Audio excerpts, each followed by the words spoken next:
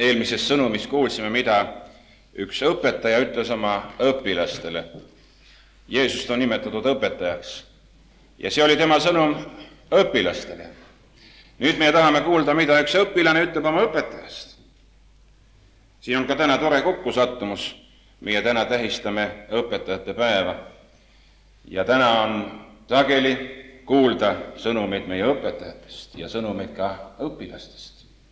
Mida üks õpilane ütles oma õpetajast, Jeesusest? Ja selleks õpilaseks oli Peetrus. Ta ütleb niisugused mõtted. Aga kasvage meie issanda ja õnnis tegija Jeesuse Kristuse armus ja tunnetuses. Aga kasvage meie õnnis tegija issanda Jeesuse Kristuse armus ja tunnetuses. Peetrus oli Jeesuse õpilane ja need sõnad on ta kirjutanud üle 30 aasta pärast oma õpetaja surma. 30 aastat on olnud läbikatsumise aega, kas see, mida Jeesus õpetas, oli õige või ei olnud. Ja küll on tore nüüd kuulata, kui ta ütleb, kasvage minu õpetaja Jeesuse Kristuse armu ja tunnetusse. Võib-olla täna mõnigi mõtleb oma vanale õpetajale 30 aastat tagasi, 40 aastat tagasi, kes talle on õpetanud midagi head. Ja kui ta saaks ütelda, siis ta tuletaks ka meelde, aga minu õpetajal oli midagi head mulle jätta ja ma olen kasvanud eluaeg selles heas tunnetuses ja osaduses. Võib-olla täna istub mõni õpetaja siin ja ta tuletab meelde seda, mida ta on ütelnud oma õpilastele, kas see on olnud hea, on see olnud edukalt öeldud või mitte. Olgu sellega, kuidas on. Meie täna tahame vaadata, mida Peetrus räägib oma õpetajast. Ta räägib seda, et meil on võimalik kasvada. Ja meie täna oleme enamus siin usklikud inimesed ja meie küsime, kas uskliku elus on kasvamise maad või mitte. Meie püstitame kohe algtingimuse ja ütleme seda, kui sina oled uuesti sündinud usklik, kui sina oled läbi elanud vaimuliku uuesti sünni, oled alganud uut elu oma elus, teinud täispöörde, on loomulik, et sina pead hakkama kasvama, sest igale sünnile järgneb kasvamine.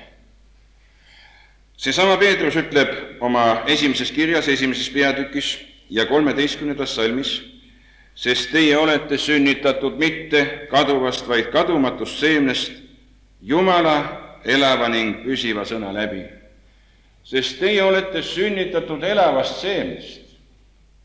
No mis mõtet on ühte seemet külvata, kui sa tead, et tema surnud on? Mis mõtet on oma aega raisata selle põllu harimise peale, kui sa hakkad sinna surnud seemet külvama? Ja see, et meie oleme elavast seemnest sündinud, see on täna näiteks sellest, Kristuse seeme elab. Ja see elab ka sinu südames. Sinu süda on olnud põllumaa ja see on hakanud kasvama, see on oma vilja kandnud. Meie juba eeltingimusel ütleme seda siis, et usk ilma kasvamiseta on mõeldamatu. See on nii loomulik, et meie hakkame kasvama. Võib-olla sa oled otsinud usust midagi muud, aga täna me rõhutame seda, et usk on elav seeme, mis sind hakkab arendama, sind edasi viima, sind kasvatama. Minu kätte sattus üks raamat minu poja lugemislaualt ja ma olen seda ise ka noorest põlvest lugenud, see on Jules Verne'i raamat Saladuslik saar. Ja vana inimene ka muutub lapseks ja ta hakkab uuesti lugema seda, küll on huvitav seda lugeda, neid elamusi, neid seiklusi ja seal on üks episood sellest, kuidas selle raamatu kangelased on sattunud siis sellele üksikule saarele ja nad on mõndagi juba leiutanud ja avastanud, aga nendel on kätte jäänud või puudust tulnud igapäevasest leivast. Kõike muud on nad suutnud leiutada ja kohandada, aga leiba ei ole. Ja nad on mitu päeva juba mõtlemas selle üle, kust me seda leiba saaksime. Aseained on küll, aga leiba ei ole.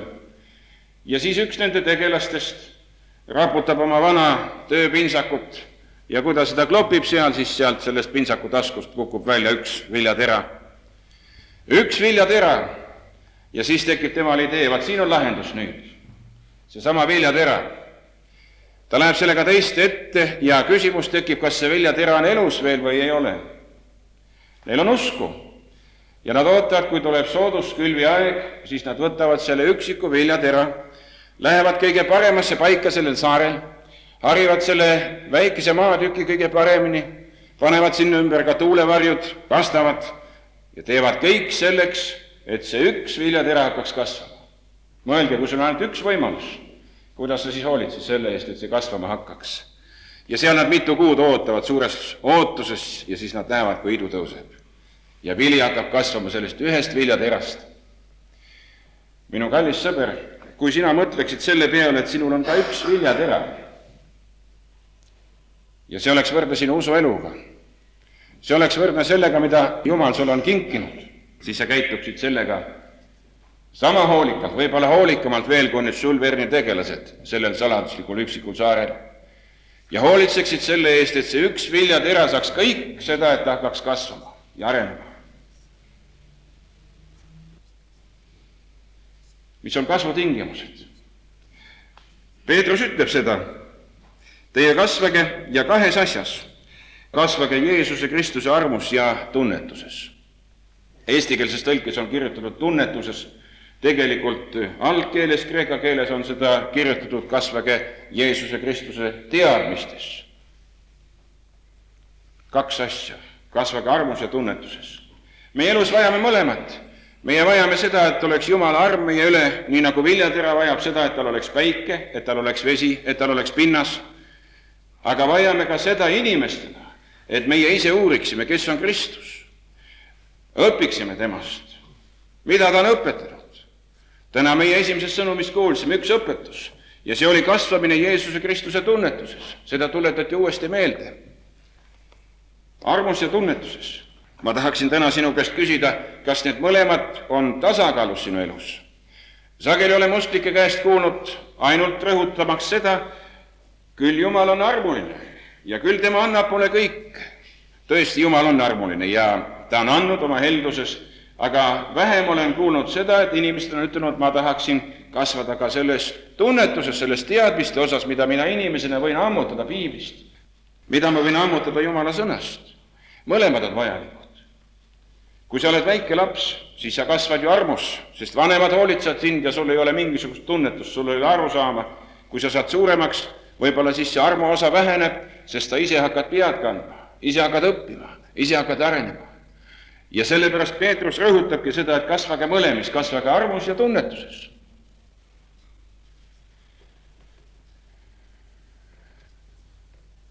Meil on mõttetu rääkida sellest kasvage ja kasvage ja kasvage, me tahaksime võrrelda ka, millises staadiumis mina täna hommikul olen. Iga agronoom tänapäeval kõnnib vist küll oma põllu üle mitu korda suve jooksul ja jälgib seda, millises staadiumis on see seeme, mida tema on külvanud, kuidas ta kasvab, mida on seal vaja ette võtta. Ma tahaksin teiega piibli valgel rääkida 4 usuelu staadiumist, milles usklik inimene võib olla. Ja sooviksin, et mina ise asetaksin ka ennast, millises staadiumis mina veel olen, kasvu poolest. Millisel tasandil sina oled? Jumala sõna ütleb seda, et vaimulikus elus esimene staadium on vaimulik beebiiga, vastsündinu iga. 1. Korintuse kirjas 3. peatükis ja salmides 1-4 räägitakse niisugust vaimulikust beebieast. Ja kuule nüüd ja vaata, kas midagi on seal ühist sinuga ka, kas sa oled veel vaimulikus beebieas. 1. Korintuse 3:1-4.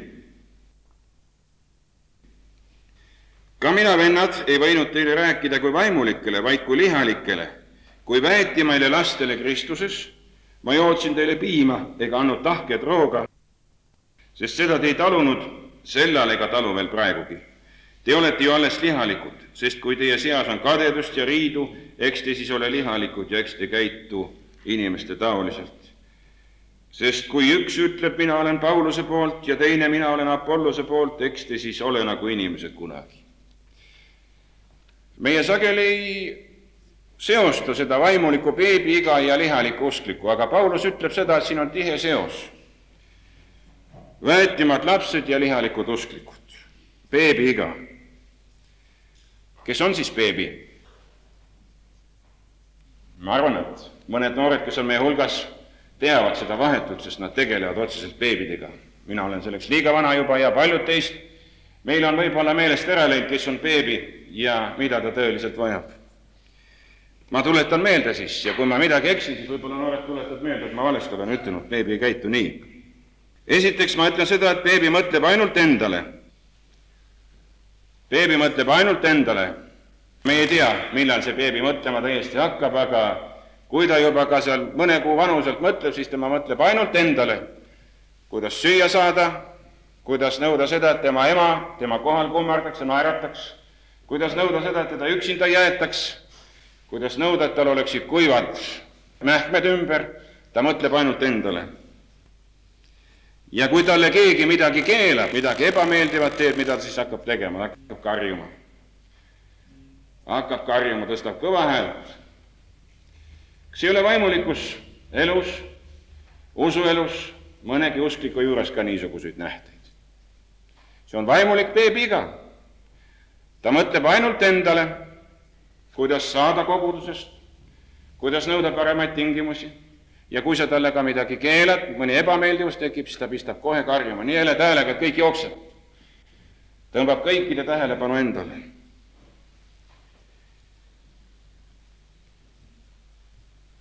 Tema meeleolu on väga muutlik. Ja mõnikord sa pead panema väga mitmesugused indikaatorid sinna, et tunda, mida tema vajab. Et sa iga tema nutu peale oskad reageerida. Ta on niisugune, kes ei kannata iga toitu. Nagu Paulus ütleb, et joob ainult piima. Ja kui seal siis midagi on teistmoodi, siis temal tekivad häired kohe ka usuelus. Kui meile sündis meie esimene poeg ja esimesel öösel, kui ta koju tuli, siis tema karjus kangesti. Ja teate, et kõige vähem kannatab seda isa. Ta muutub närviliseks. Isad ütlevad seda, et see on õige ja nõuab, et ema vaigistaks last, midagi ei tule välja ja ema on ka väsinud, mida me siis tegime. Me mõtlesime, et mesi rahustab väikest last, olime kuulnud seda, et kui sa mett annad, vana inimene võtab mett, siis ta rahustab ja andsime pisikese lusika otsa teie mett talle, aga asi läks hoopis hullemaks. Me eksisime. Ta ei olnud veel täiskasvanud, ta ei olnud nii suur, et ta mett oleks suutnud võtta ja kisa läks suuremaks, sellel öösel me ei saanudki magada üldse, tekksid hoopis suured häired ja pärast saime riielda veel, et kuidas te julgete väiksele beebile anda mett. Mis on veel beebile omane? Ta püüab ennast väljendada, aga ta ei suuda oma mõtteid esile tuua. Ta avaldab rahutust, aga mida ta tahab ütelda, seda sa aru ei saa. Ka usuelus on niisugused usklikke. Nad on rahulolematud, nad ei ole millegagi rahul, aga kui sa küsid, mida sa siis tahad, millised mähkmed sul vahetama peaksin, mida ma sulle peaksin andma, siis ta ütleb, ma ei tea, ma olen lihtsalt rahutu. See on vaimulik beebi iga. Ta püüab rääkida, kuid ta ei suuda selgelt teha, mida tema tahab. Võib-olla me võiksime lugeda palju ja palju üles, aga andku see meile mõtteainet, kas minu juures ei ole niisuguseid omadusi ja ma olen niisuguses vaimulikus beebi eas. Ma usun, palju on meid niisuguseid meie hulgas. Teine etapp või teine tase, mida Jumala sõna räägib, on usuelus on ka väike lapse iga. See on 1. Johannese kirjas. 1. Johannese 2:12. Ma kirjutan teile lapsukesed, sest teie patud on andeks antud tema nime pärast. Johannes ütleb, ma kirjutan teile lapsukesed. See on väike lapse iga. Sa oled sündinud, Jumala sõna alusel sinu patud on sulle andeks antud. Sa oled hakanud elama, sa oled hakanud kaela kandma. Mis on siis selle väike lapse eale iseloomulik? Ma kirjutan teile lapsukesed, see on teine staadium. Vaata, kas sinu elus ei ole ka midagi niisugust omast. Need on juba niisugused inimesed, kes hakkavad mõnestki asjast aru saama. Nad on väga tähelepanelikud kõigile, mis nende ümber toimub. Nad on väga uudishimulikud. Uudishimulikud. Väike lapse eas on see väga teretulnud nähtus, kui laps on uudishimulik, sellepärast siis ta õpib. Ja kui nad oma uudishimu on rahuldanud, Vaadake, kuidas laps mõnikord teie kõrval on ja te ei panegi teda tähele, kui ta kuuleb teie vestlust, tal on kõrv kikkis. Ja mõnikord nädala või 2 pärast ta läheb kellegi 3. juurde ja räägib, kuule, vaata, mis nemad rääkisid seal. Ja ega ta ei anna seda tõepäraselt edasi, vaid ta annab seda edasi, nii nagu tema lapse mõistus sellest aru saab. Vaat niisugused lapse eas usklikke, teises staadiumis usklikke me kohtame. Ta on uudishimulik, ta kuuleb paljudest asjadest, siis ta seedib seda oma tasemel, nii nagu ta suudab, nii nagu tema lapse mõistus seda võimaldab, ja siis ta läheb ja räägib kuskil 3. kohas niisuguse asja edasi. Ja sageli ta ei taha midagi halba teha, aga tema lapse mõistus ei võimalda nii objektiivselt asjadele vaadata ja ta annab paljusid asju valesti edasi. Kas ei ole niisuguseid asju ka meie elus olnud? Ja kas võib-olla praegugi ei esine seda? Vanade inimeste juures me nimetame niisugust asja klatsiks, lapse juures me seda klatsiks ei nimeta. Me nimetame seda, et ta ei saa aru, ta annab valesti edasi, ta on ebaõigesti võib-olla informeeritud. Veel üks asi, mis on lapse eas omane, on laps armastab väga kiitust. Ja ta on valmis igaühe juurde minema, kes teda kiidab, kes teda pead paitab. Võib-olla see võib olla ka väga kuri inimene, aga antud hetkel laps ei mõista, ta läheb tema juurde peaasi, kui teda kiidetakse. Laps vajab kiitust. See on tõsi, sest kus tema muidu areneb, ta vajab julgustust. Aga see ei pea kujunema mitte mingisuguseks ainukeseks stiimuliks, mis meid kasvatab. Ka usklik inimene oma lapse eas vajab kiitust. Ja mul on väga hea meel, kui ma vaatan noori usklikke, kui nad on mõne edusammu teinud, hea meelega kiitke neid ja tänage selle eest. Aga see ei tohi muutuda üle piiri minevaks.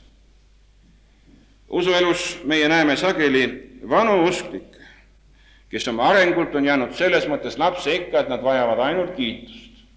Ja nad jooksevad nendesse paikadesse, kus neist rohkem välja tehakse, kus neid kiidetakse, kus need ees kummardatakse, kus neid võetakse kui lapsi. See on lapsele omane.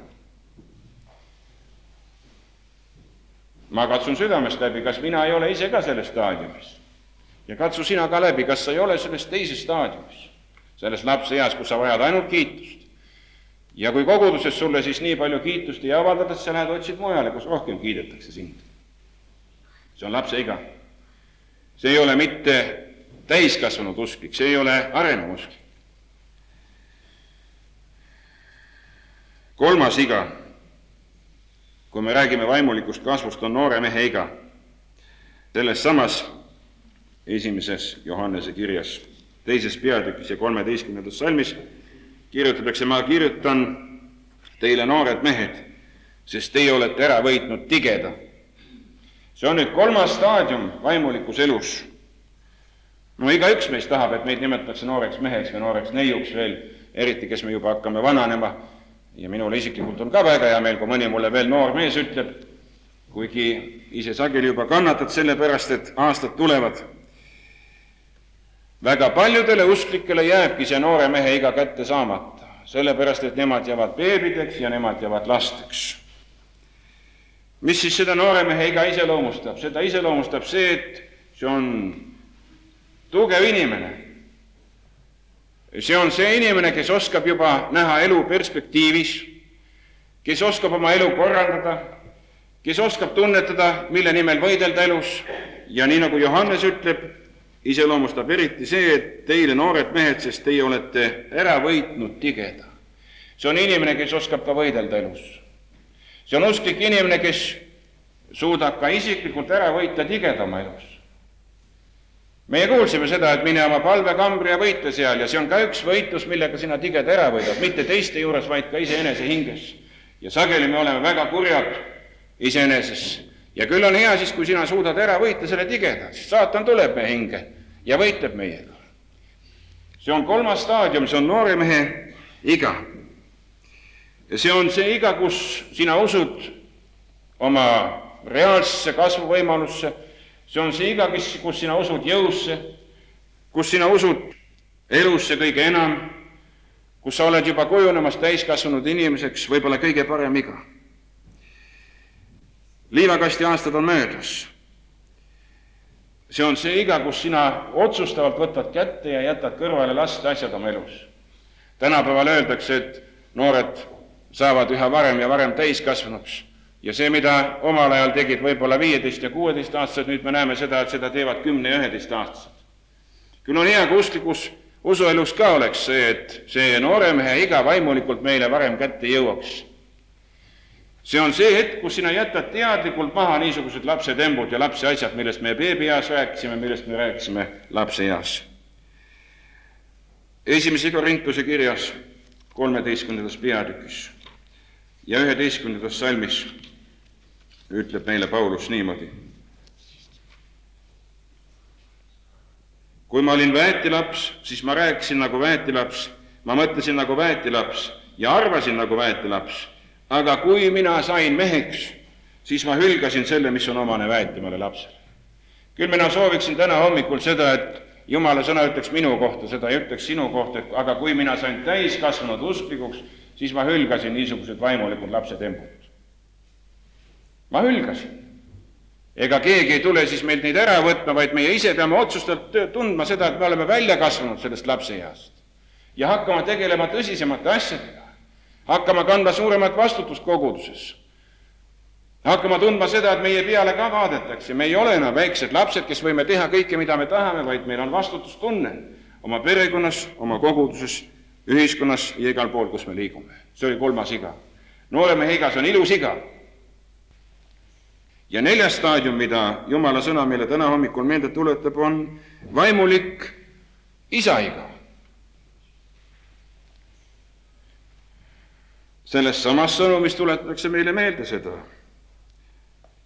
Ma kirjutan teile isad, sest teie olete ära tundnud tema, kes on algusest. Ma kirjutan teile isad. Ma küll julgeks vist ütelda, et ükski meist sellesse staadiumisse veel ei kuulu. Vaimulikult, et meie võiksime ütelda, et me oleme vaimulikult jõudnud selle isa staadiumile. Võib-olla mõni üksik element meie juures on see, aga mis siis iseloomustab isa? Isa iseloomustab see, nagu Jumala sõna ütleb, et ta on tundnud tema, kes on algusest. See on iga, kus sina oskad vaadata juba algusesse ja kus sina oskad vaadata ka lõppu. Kus sina oskad vaadata minevikku, oskad vaadata tulevikku ja oskad elada olevikus. Või nagu meie oma keeles öeldakse, ta oskab ütelda ühe mehe sõna. See on nii tore väljendus. See on vaimulik isa iga. Küll meie vajaksime niisuguseid inimesi. Need on inimesed, kes on tundnud ära, mis on nende elu rahuks vaja. Nad on tundnud seda, mida Jumal tõeliselt neile on pakkunud. Nad on tänulikud selle eest. Nad oskavad seda jagada teistele. Nad oskavad igas elusituatsioonis kasutada oma piibliraamatut ja leida lahendust siit. See on vaimulik isa iga. Ta on rõõmus Jumala laps. Ta tunneb seda ära, kus on tema tugevuse allikas. Apostel Paulus ütleb Filippi kirja 4. peatükis 13. salmis, mina suudan kõik Kristuses, kes mind teeb tugevaks. Seda ei suutnud ta poisikesena ütelda, vaid seda ta ütles oma täismehe eas, mina suudan kõik Kristuses, kes mind teeb tugevaks. Isa iga on see iga, kus meie ei klammerdu mineviku külge, kus me oleme tänulikud selle eest, mis minevikus on toimunud ja vaatame julgelt tulevikku. 4 staadiumi meie usuelus siis. Kui Peetrus räägib oma õpetajast ja ütleb, kasvage meie issanda Jeesuse Kristuse armus ja tunnetuses, siis meie võime siis 4 staadiumil olla beebieas, lapsepõlveeas, nooremehe eas või täismehe isa eas. Mõtle selle järele, kus eas sa oled. Ja meie oleme seda sellepärast täna rääkinud, et Jumala sõna on tuletanud meelde, et meie kasv on piiramatu siin. Meie võime üha enam ja enam kasvada. Ja mõtle sellele, mis on järgmine staadium. Võib-olla sa oled täna siin ja sa ei ole veel ühtegi staadiumi jõudnud, sul ei ole ka beebiiga, sa ei ole uuesti sündinud inimene. Sa vajad sellesse esimesse staadiumisse astumist. Aga kõige enam meie räägime täna nendele inimestele, kes on usklikud olnud aastaid ja aastaid ja aastaid ja nende juures on midagi vääralt toimunud, kasv on seisma jäänud ja nad on jäänud beebi ikka. Täna meie oleme siin ja eriti esimesel pühal meie mõtleme Kristuse surmale, mõtleme sellele, mida tema meie eest on teinud ja selle tõttu meie võime ka võrrelda, millises tasemes meie Kristuse suhtes oleme.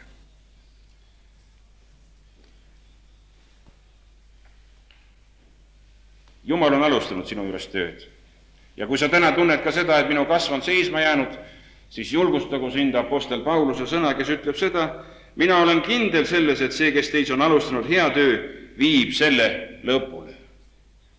Mul on küll tunne, et meie ise ei ole lasknud sageli seda tööd lõpule viia, mida Kristus meis on alustanud.